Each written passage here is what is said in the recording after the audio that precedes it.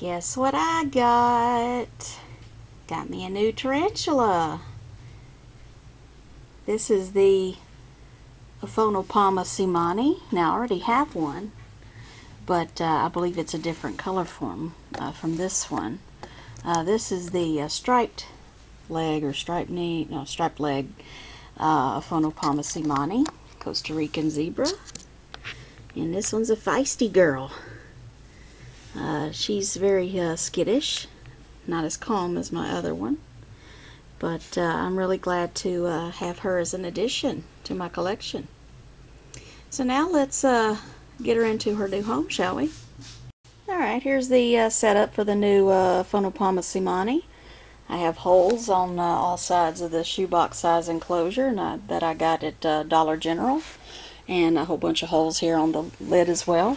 And I put just enough water in the substrate just to make it a little damp, so that way the tarantula can easily start shuffling dirt around and stuff. Just got little fake plants in there and the water dish there. So, alright, well, let's see how this goes. She's a little skittish, so we'll give it a shot. Alright, I'm going to try to point her in the direction of the burrow, because that way she can immediately run to safety. Alright, let's see if she'll go for it. And like that, kind of point her in that direction, then get my tongs here and nudge her in that direction. Come on, Dad, I know, it's not bad. I promise. It's not bad. You'll like it so much better than being in this cup. Yeah, you will. I know. Here, go ahead. Come on. There's nothing in there that's going to hurt you. Come on. There you go. Go ahead. There. That's good. Well, that ended up working out perfectly fine.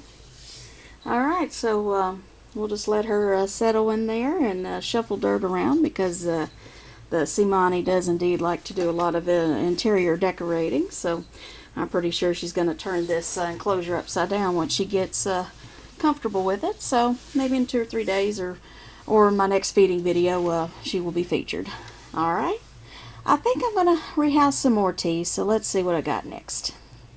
Well, while we're on the subject of the Aphonopama genus, I thought we'd go ahead and rehouse the cowcoaties here.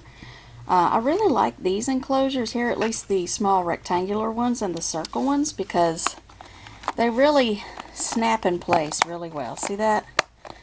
See how easy that is? Now the square one does not snap well, and I already have a couple of those and I don't like them. So from now on I'm only getting these smaller rectangular ones, and the tall ones for arboreals, and then like the circle ones. No more square ones, because it just doesn't work very well. So I'm going to rehouse this one. We'll see how it goes. Alright, well, this shouldn't be difficult. I just got fake greenery in there, and I did not dampen the substrate much at all, because this is a more of a desert-like condition dwelling tarantula, and so I just dampened it enough so it could shuffle it around and make a burrow or something, not too soggy or anything.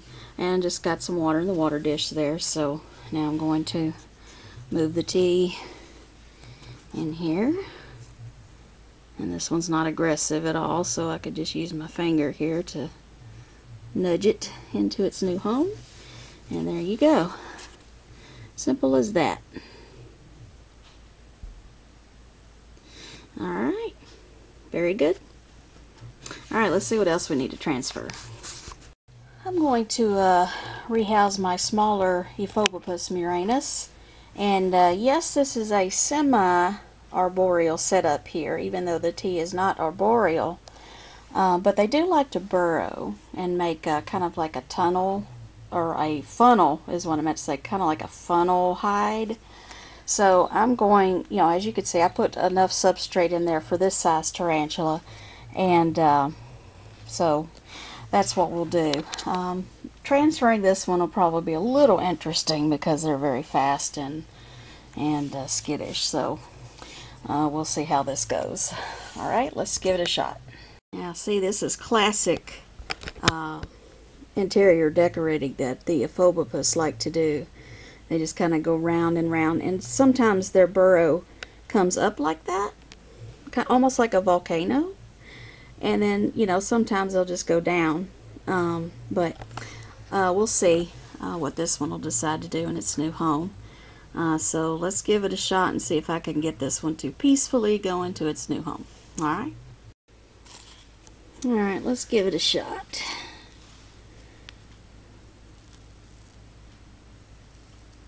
I really like how these show their leg patterns, the skeletal patterns on the legs so quickly.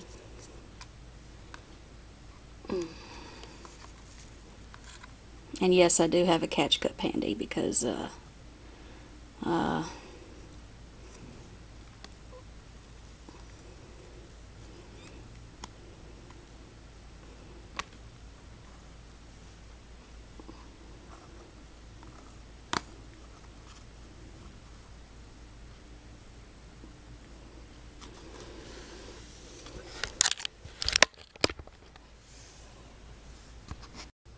well, there you have it. I'm sorry you didn't get a huge view of the tea actually going in to its new home, but it was a lot more uneventful than I thought it would be, which is perfectly fine with me.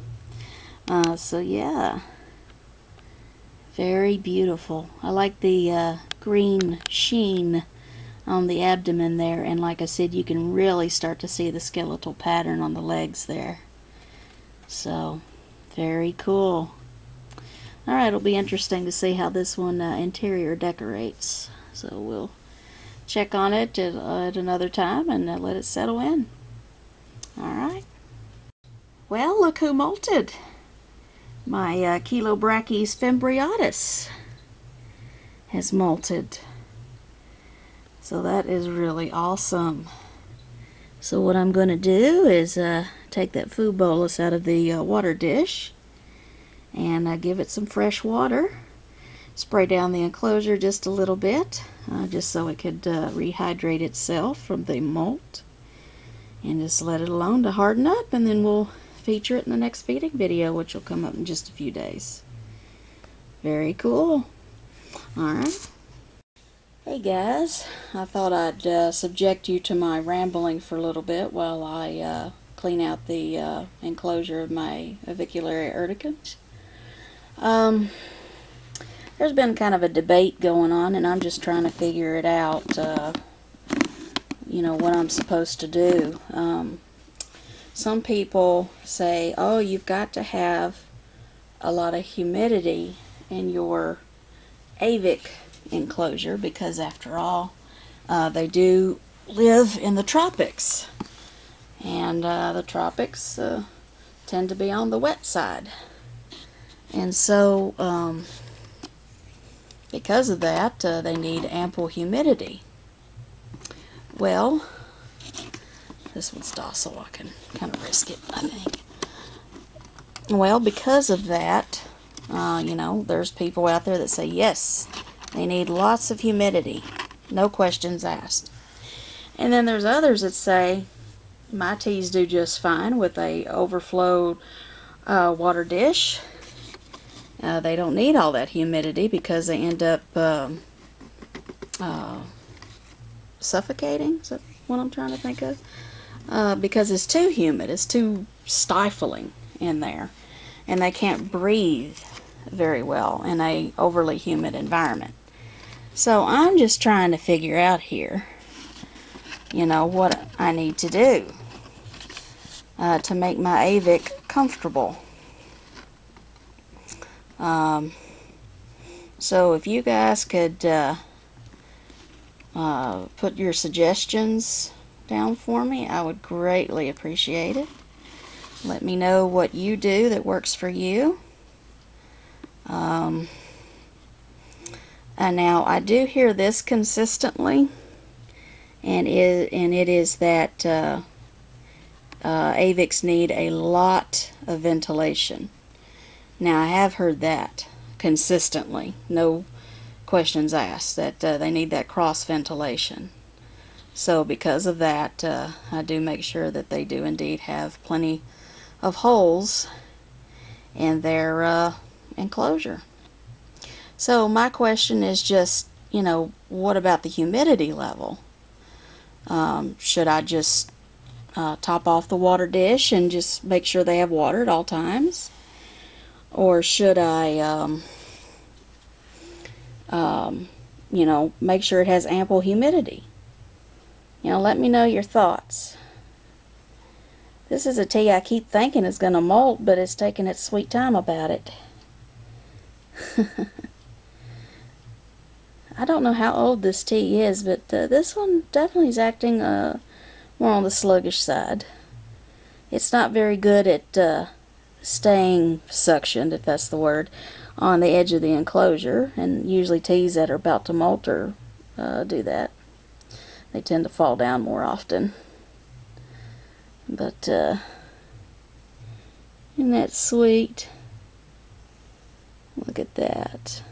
So I don't know. I don't know how old this tea is. It seems that they would grow just a little bit more, though. So, but yeah, what I'm going to do is I'm going to put, see right now I have this cup in there. I'm going to put some cork bark in there, and just and I'm also going to remove the sogginess down there and just replace it with drier substrate. So, and you know, just overflow the water dish. So, alright, I need to put this tea in a temporary enclosure while I clean it out, and I'll get right back with you. There, I just did the Aviculary urticans home.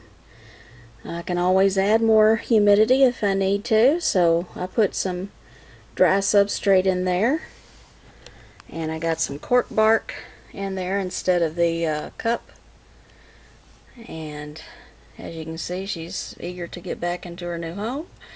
Instead of using the paper clip to hold the water dish in there, I just put some string in there to keep it there, and it kind of tips down a little bit so it'll be easier for the tea to drink out of it.